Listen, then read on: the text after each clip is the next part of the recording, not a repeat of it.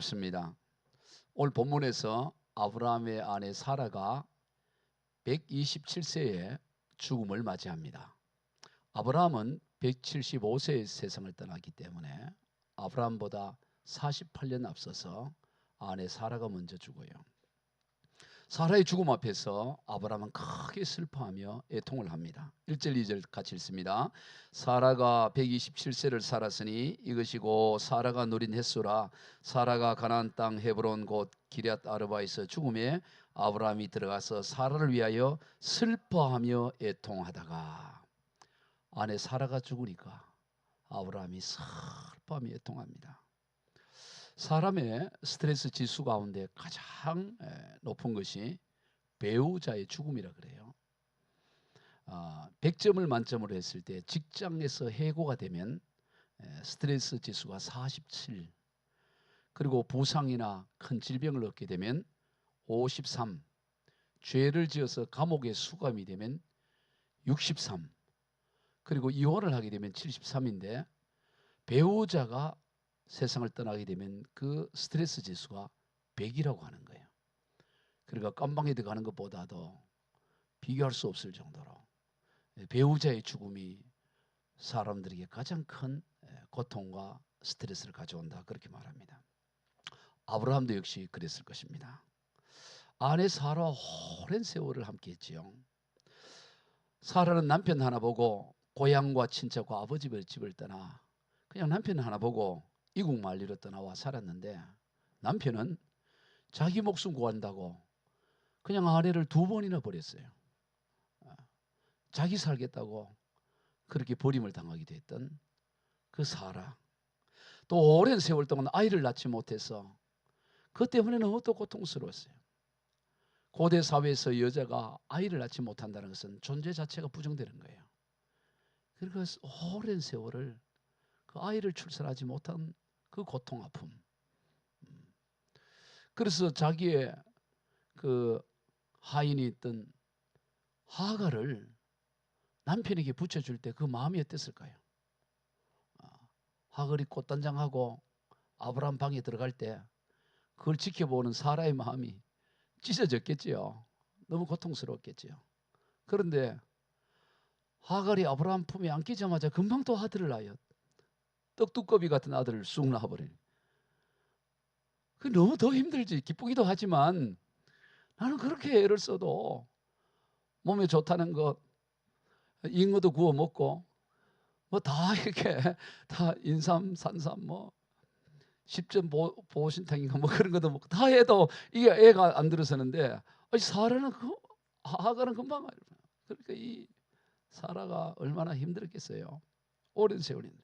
그런데 놀라운 하나님의 은혜로 늙음하게 90에 아들 이삭을 낳았으니 더 얼마나 좋았겠어요. 꿈 같은 세월이겠죠. 근데 그게 길게 가지 않습니다. 좀 더 세월을 지나서 아들 이삭 장가 가는 거 보고 또 손주도 보고 그러면 좀 좋아요.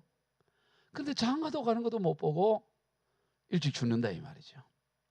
그러니 그 죽음 앞에서 아브라함의 마음이 너무 고통스러운 거죠. 죽고 나서 보니까 내가 너무 모해준 것 같고 정말 너무 고통스러워요. 그래서 대성통곡을 하는 거예요. 대성통곡.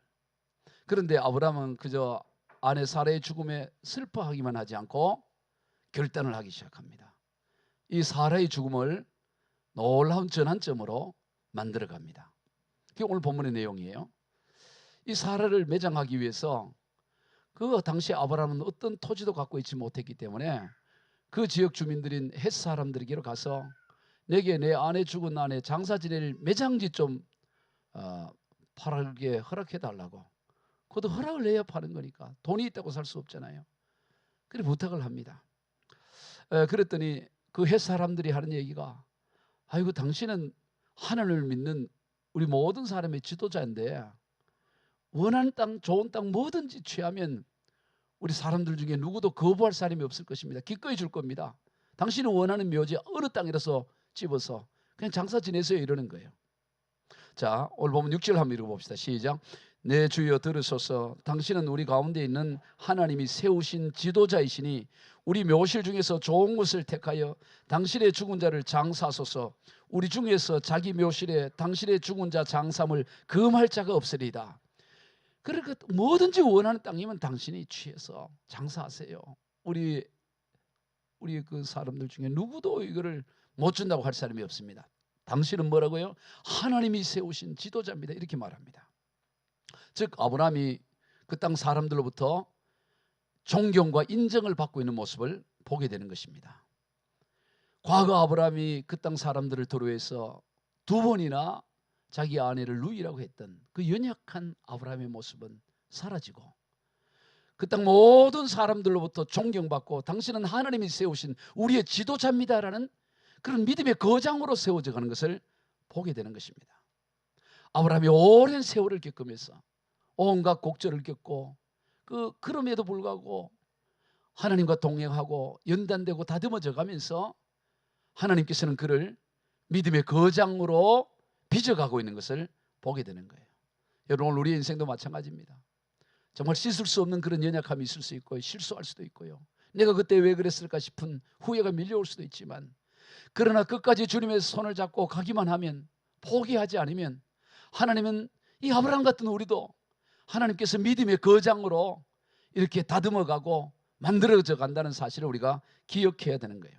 여러분 성경에 나온 어떤 인물도 처음부터 믿음의 거장이 없어요. 다 연약하고 부족해요. 그래서 실수하고 넘어지고 엎어지고 그러나 포기하지 않고 한 걸음 한 걸음 나갔더니 믿음의 거장으로 바뀌어지는 것이 성경의 이야기예요. 성경 속의 인물이 바로 오늘 저와 여러분의 모습입니다. 여러분 베드로도 우리가 너무나 잘 알잖아요. 계집 여종 앞에서도 예수를 모른다고 3번이나 맹세까지, 내가 하늘을 두고 맹세하는데 맹세까지 하고 내가 예수를 알면 나는 아주 자기를 저주하기까지 하면서 그랬던 그 베드로가 거기서 끝나지 않아요. 그런 베드로를 주님은 계속 다듬어 가시고 다듬어 가서 나중에는 복음을 위해서 예수 복음 전하다가 내가 우리 주님이 십자가에 못 박혀 죽었는데 나는 거꾸로 십자가에 못 박혀 죽어야 된다고, 나 같은 사람은 주님 모습으로 죽을 수 없다고 하면서 차라리 나를 거꾸로 매달아 십자가에 죽여달라고 요청할 만큼, 그렇게 죽음을 맞을 만큼 위대한 믿음의 거장으로 만들어져 가는 걸 보게 되는 거예요. 하나님은 연약하고 부족한 그를 너는 안 되겠어 그렇게 하지 않으시고 언제나 그를 세워져 가는 걸 봐요. 이 베드로가, 그렇게 벌벌 떨던 베드로가 사도행전 4장에서 복음 전하다 잡혀와가지고 너 한 번만 더 예수 옛자만 해도 너 죽여버릴 거야, 가만 안 둘 거야 그랬을 때 베드로가 하는 얘기 한번 들어보세요. 사도행전 4장 19절 2절 시작. 베드로와 요한이 대답하여 이르되 하나님 앞에서 너희 말을 듣는 것이 하나님의 말씀을 듣는 것보다 옳은가 파. 우리는 보고 들은 것을 말하지 아니할 수 없다. 참 놀랐잖아요. 우리는 하나님의 복음을 들었는데 어떻게 말을 하지 않고 입을 닫을 수 있겠냐. 너희들이 한번 입장을 바꿔놓고 생각해봐라. 하나님의 말씀을 들었는데 그걸 너희들이 협박한다고 말을 안 한다는 게 말이 되겠냐. 우리는 보고 들은 걸 말하지 않을 수 없다고 이렇게 담대하게 믿음의 거장으로 빚어져 가는 것을 보게 되는 것입니다. 여러분 우리가 손에 끼는 보석, 목에 목걸이, 이 보석이라는 것도 저절로 보석이 되지 않잖아요. 여러분 반지가 그냥 저절로 반지가 됩니까? 반지가 되려면 세공업자가 그걸 세밀하게 갈고 마찰을 시키고 그래야 그 보석이 되는 것처럼 오늘 우리의 인생도 이 고난과 어려움과 시련의 터널을 지나야 비로소 믿음의 사람으로 세워지는 줄로 믿으시길 바랍니다. 세워지기 위해서는 오늘 갑자기 한 번에 그렇게 완성되는 게 아니에요. 신앙은 한 번에 완성되는 것이 아니라 자라가는 거예요. 여러분 아이가 다 자라, 육신의 아이도 태어나자 어른 되는 경우는 없어요. 다 거치고 많은 세월을 지나서 장성함에 이르게 되는 거죠. 그래서 에베소 4장 13절 시작. 우리가 다 하나님의 아들을 믿는 것과 아는 일에 하나가 되어 온전한 사람을 이루어 그리스도의 장성한 분량이 충만한 데까지 이르니, 하나님은 저와 여러분을 그리스도 예수 그리스도의 수준, 예수 그리스도의 장성한 수준까지 우리를 충만하게 세워가기를 원하고 계신다는 것을 기억해야 돼요. 그때까지 포기하지 않아요. 아니 나는 뭐 수준이 안 되니까 이 정도로 그러지 않아요. 하나님은 저와 여러분을 어디까지? 장성한 그리스도 예수 그리스도의 그 분량에까지, 그 수준에 이르기까지 우리를 이끌어가기를 원하시는 거예요. 그래서 우리가 넘어지고 엎어져도 포기하지 않아요. 계속 이렇게 세우고 또 이렇게 세워서 장성한 그리스도의 분량에 이르게 돼서, 그래서 어떻게 되냐, 그 다음 절 보면 이는 우리가 이제부터 어린 나이 같이 되지 아니하여 사람의 속임수와 간사한 유혹에 빠져 온갖 교훈의 풍조에 밀려 요동하지 않게 하려 함이라. 장성한 그리스도의 분량에 이르게 되면 어떻게 되냐, 요동하지 않아요.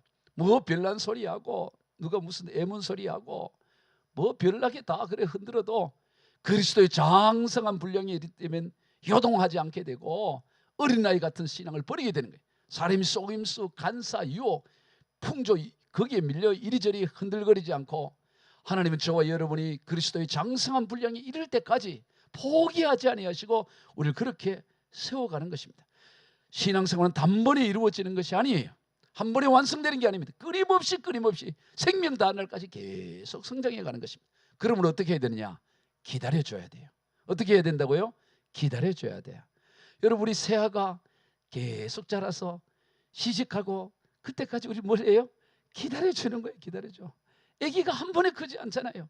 엎어지고 넘어지고 코 올리고 계속 기다려주듯이 오늘 우리도 다 기다려주기를 주의 이름으로 축복합니다. 신앙이 성장한다. 여기서 멈춰주지 않는다. 계속 성장한다. 우리는 다른 사람에 대해서 기다려줄 뿐만 아니라 자기 자신에 대해서도 기다려줘야 돼요. 우리는 많은 이들이 다른 사람에 대해서도 기다려주기도 하지만 정작 자기에 대해서는 가혹한 경우가 있어요. 여러분, 자신에 대해서도 기다려줄 수 있어야 돼요. 나는 지금 공사 중이야. 성장하고 있는 중이야. 그러니까 스스로에 대해서도 격려하고 위로하며 힘내, 잘하고 있어. 여러분, 스스로 한번 어깨를 쳐보세요. 힘내. 너 자기 이름 부르면서, 아니 딴 사람 치지 말고, 진주야 딴 사람 치지 말고 너를 쳐라고. 너를 쳐. 너 잘하고 있어. 신앙 잘하고 있어. 지금 잘하고. 이 스스로를 위로해줘야 돼. 아멘. 스스로를 위로해주고 격려해주고 기다려줘야 돼. 그러면 언젠가는 장성한 분량이 하나님 반드시 그렇게 이루어져 가는 것입니다. 만약 여러분, 아브라함이 그 처음 아내를 누이라고 쏘겠다가 그 수치를 당하잖아요. 한 번도. 그런데 두 번째까지 그랬잖아요. 그러면 어떻게 해요? 나 같은 사람은 죽어야 돼. 죽어. 나 같은 놈이 무슨 나로 말미암아 모든 민족이 복을 받고 뭐 내 이름을 나는 그럴 자격이 안 돼 하고 짐 싸서 돌아가 버렸으면 어떻게 할까요? 나는 여기 이 땅에서 하나님의 복을 많은 그릇이 안 돼.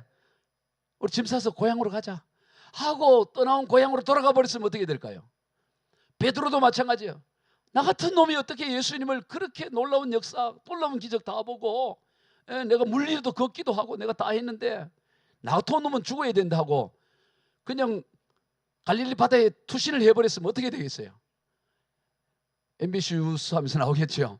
어젯밤에 자신의 신세를 비관한 베드로 씨가 물에서 들어서 지금 사체를 찾고 있는 중이에요. 그러면 어떻게 되겠어요? 그러면 안 되는 거야. 기다려주기를 주의 이름으로 축복합니다.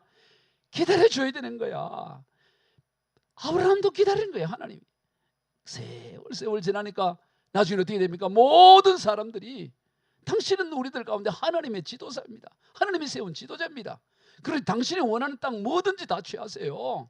당신의 죽은 아내를 위해 그 무덤 쓰겠다는데 땅 못 주겠다는 사람 아무도 없을 겁니다. 그래 얘기하니까 아브라함이 어떻게 해요? 이전부터 보고 둔 좋은 땅이 있었어요. 그게 누구냐면 해족속 에브론의 땅이었어요. 에브론의 막벨라 굴 저기에 장례 지르면 좋겠다라고 했던 생각이 늘 보고 있었는데 드디어 얘기하는 거예요. 에브론의 그 밭에 있는 막벨라 굴과 그 밭을 나에게 팔게 해주시오.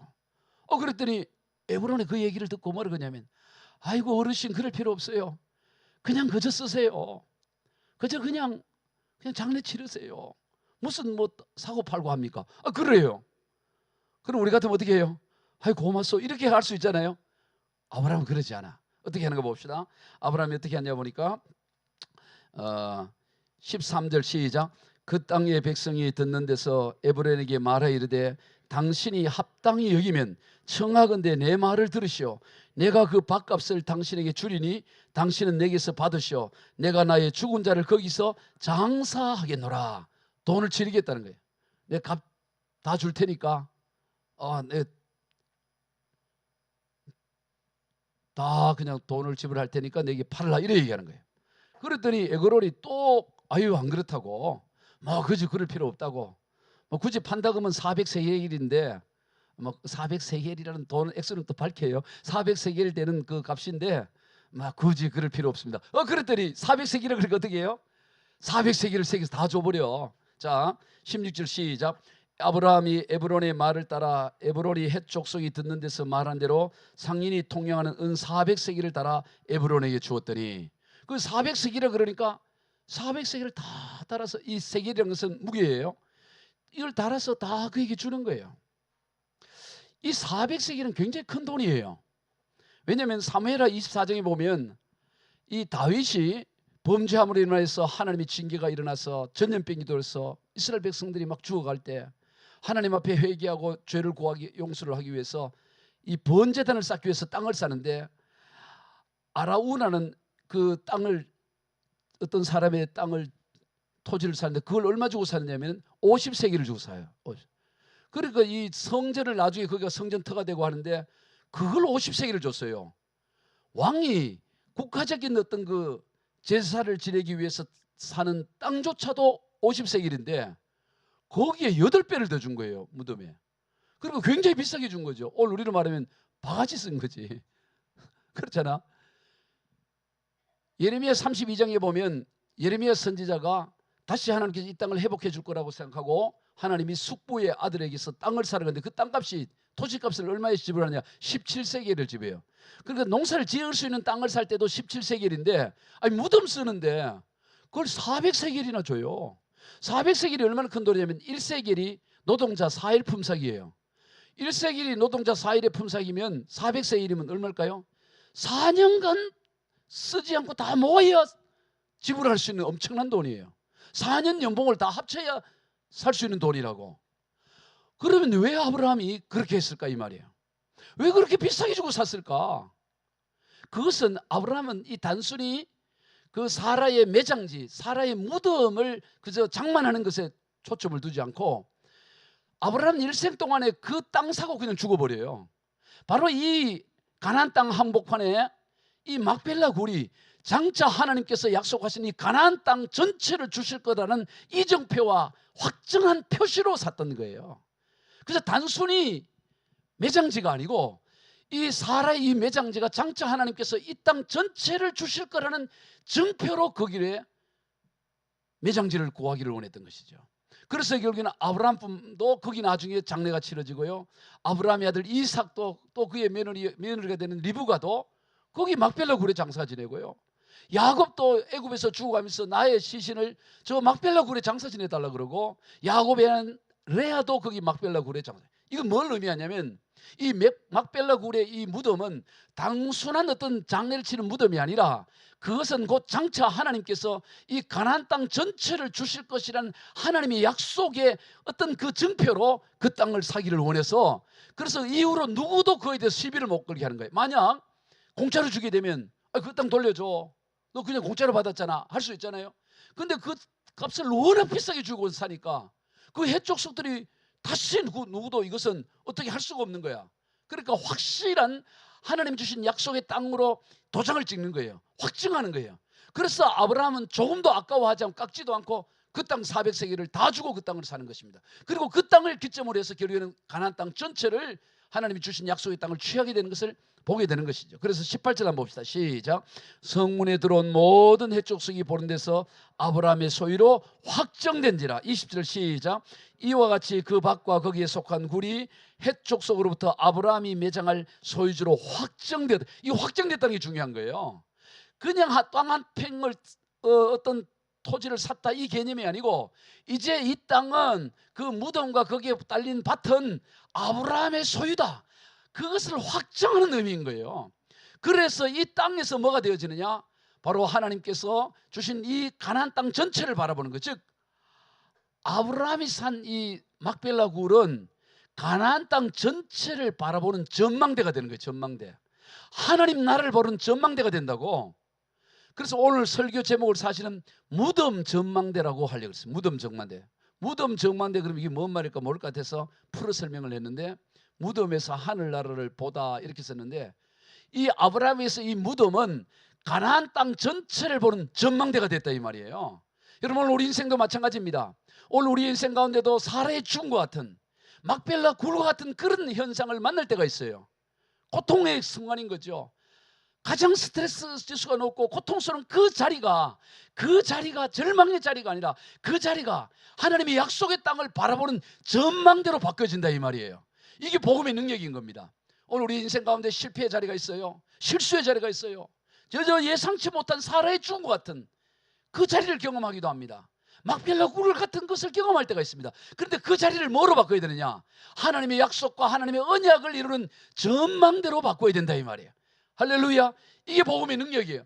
그래서 예수를 그리스도를 믿는 사람들은, 복음을 붙잡는 사람들은 어떤 어려움을 만나도 그게 절망이 되는 것이 아니고 거기서 오히려 하나님을 바라보는, 여러분 캄캄한 밤에 그때 하늘의 별이 가장 선명하게 드러나듯이 하나님의 사람은 가장 캄캄하고 어두움의 그 터널 같은 시간이 믿음의 증표를 드러내고 믿음의 이정표를 나타내는 표시가 되어진다는 것입니다. 히브리서 11장 16절을 읽어봅시다. 시작.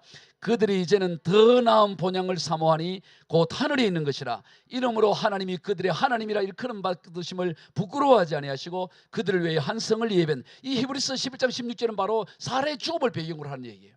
바로 이 사람의 죽음의 이 무덤은 뭐냐? 본향을 바라보는 거점이 됐다는 것입니다. 본래의 고향을 바라보는 거점이 됐다는 거예요. 여러분, 오늘 우리 인생 가운데도 상실의 아픔이 있을 수 있고 배신의 아픔이 있을 수 있고 고통의 순간이 있을 수 있어요. 근데 그거를 그냥 내가 왜 이런 걸 다 겪어야 되느냐고 원망의 자리가 아니고 그것을 오히려 더 하나님의 약속을 바라보는 전망대로 만드시기를 주의 이름으로 축복합니다. 그게 신앙의 삶이에요. 신앙의 믿음의 사람들은 다 그렇게 하는 거예요. 캄캄한 현장에서 위대한 하나님의 빛을 강하는 거예요.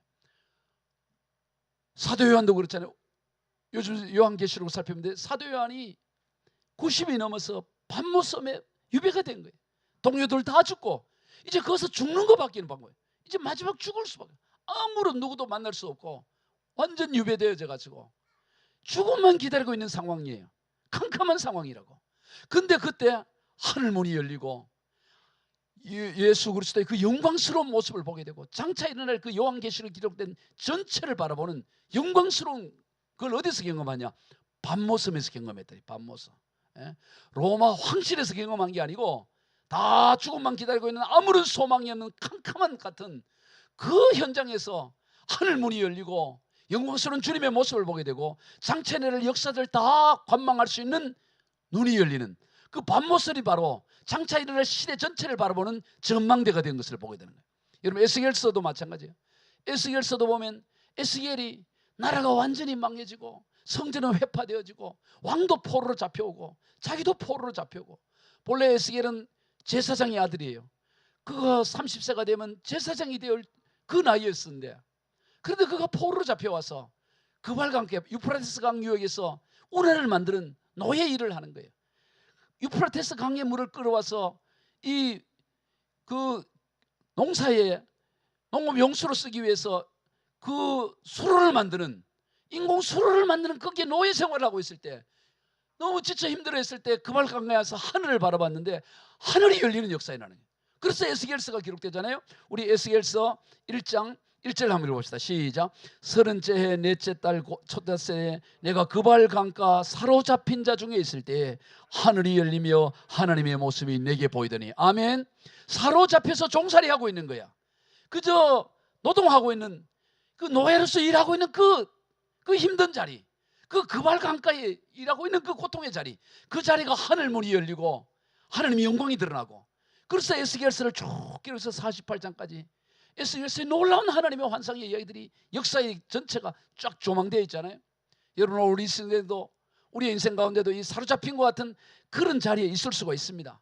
그러나 그 자리가, 바로 그 자리가 하나님을 만나는, 영광스러운 하나님을 경험하는 자리가 되는 줄로 믿으시길 바랍니다. 그러므로 우리 예수 믿는 사람들은 절대로 절망하지 않아요. 낙심하지 않습니다. 얼마든지 어려움과 고난을 당할 수가 있지만 믿음을 붙잡고 가는 거예요. 오늘 본문에서 아브라함이 그런 것입니다. 아브라함이 여러 가지 실수가 있었고 연약함이 있었습니다. 그러나 그 연약함 가운데 거기서 무너지지 않고 돌아가지 않고 고향으로 돌아가지 않고, 실수와 부끄러운 것 수치가 있었지만 그럼에도 불구하고 꿋꿋이 가니까 나중에는 어떤 일이 납니까? 나중에는 그 모든 햇사람들이 당신은 하나님이 세우신 지도자라고, 당신의 원한 땅은 뭐라고 취하라고 그렇게 하게 되는 거예요. 할렐루야. 우리 그 도종환 시인이 쓴 흔들림에 피는 꽃이라는 시가 있어요. 여러분도 많이 들어보셨을 거예요. 한번 들어보세요. 흔들리지 않고 피는 꽃이 어디 있으랴. 이 세상 그 어떤 아름다운 꽃들도 다 흔들리며 피었나니 흔들리면서 줄기를 곧게 세웠나니 흔들리지 않고 가는 사랑이 어디 있으랴. 이 낭독을 뭐해서 은혜가 안 되는 거예요? 잘 들어봐요. 흔들리지 않고 피는 꽃이 어디 있으랴. 꽃이 피는데 바람이 흔들리지 않고 피는 꽃은 없어요. 이 세상 그 어떤 아름다운 꽃들도 다 흔들리며 피었나니, 그렇죠? 어떤 아름다운 꽃들도 바람이 흔들리며 피었나니 흔들리면서 줄기를 곧게 세웠나니 흔들리지 않고 가는 사랑이 어디 있으랴. 흔들리지 않고 하는 믿음이 어디 있으랴. 흔들리지 않고 하는 소망이 어디 있으랴. 아멘. 흔들리지 않고 하는 목회가 어디 있으랴. 흔들리지 않고 하는 사업이 어디 있고 흔들리지 않고 하는 가정이 어디 있고 그러면서도 줄기를 곧게 세우면서 가는 것입니다. 그 다음 2절에 보면 젖지 않고 피는 꽃이 어디 있으랴. 다 비에 젖는 거예요. 이 세상 그 어떤 빛나는 꽃들도 다 젖으며 피었나니, 비에 젖잖아요. 다 어떤 아름다운 것도 비에 젖고 또 젖고 젖으면서도 꽃을 피우는 거예요. 바람과 비에 젖으며 꽃잎 따뜻하게 피었나니 젖지 않고 가는 삶이 어디 있으랴. 우리 인생도 다 젖으면서 가는 거예요. 아멘. 아무리 안 젖으려고 해도 우산을 써도 그 비가 치면은 바람이 세면 우산 사이로 비가 튀어오는 거예요. 다 젖으면서 가는 거지. 젖지 않고 가는 인생이 없고 젖지 않고 가는 그런 꽃이 없고 다 젖으면서 가는 거예요. 아브라함의 인생도 그런 것입니다. 흔들리고 젖었지만 포기하지 않고 하나님의 약속 붙잡고 또 한 걸음 한 걸음 넘어져도 의인은 7번 넘어질지라도 다시 일어나 선다고 하잖아요.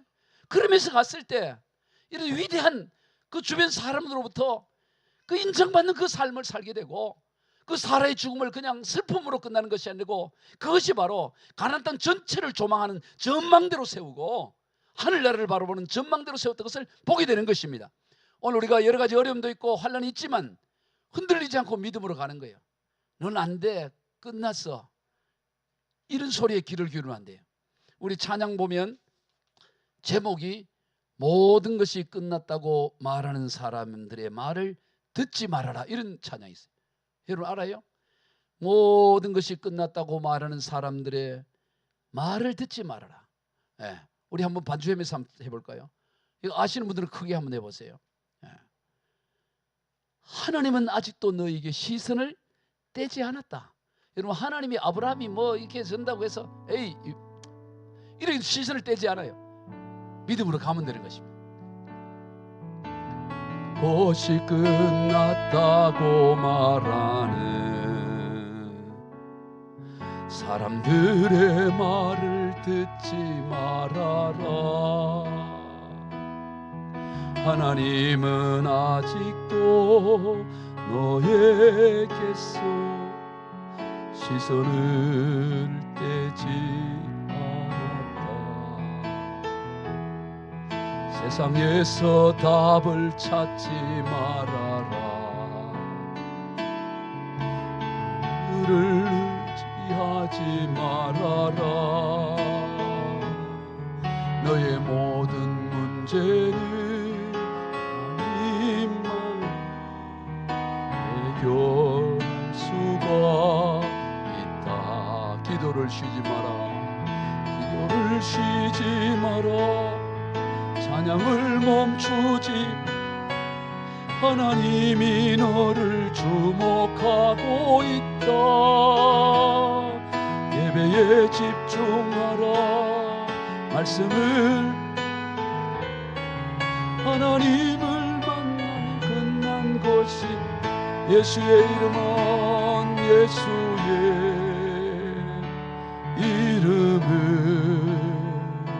세상의 소망이요 예수의 이름은 천국의 기쁨 예수의 이름은 예수의 이름은 세상의 소망이요 예수의 이름은 천국의 기쁨일세. 아멘. 예수의 이름이 기쁨이고 소망인 줄로 믿습니다. 오늘 우리에게는 예수의 이름이 있기 때문에 나는 비록 연약하고 넘어지기도 하고 허물도 많을지라도, 내가 그때 왜 그랬을까 후회도 된다 할지라도, 그럼에도 불구하고 우리에게는 이 예수 이름 때문에, 우리와 함께는 주님 때문에, 우리의 삶의 시선을 떼지 않는 그 하나님 때문에 우리가 묵묵히 걸어가서 결국에는 장성한 그리스도의 분량에까지 다 이르는 저와 여러분이 다 되시기를 주 예수 그리스도 이름으로 축복합니다. 기도하겠습니다. 하나님 아버지 감사합니다.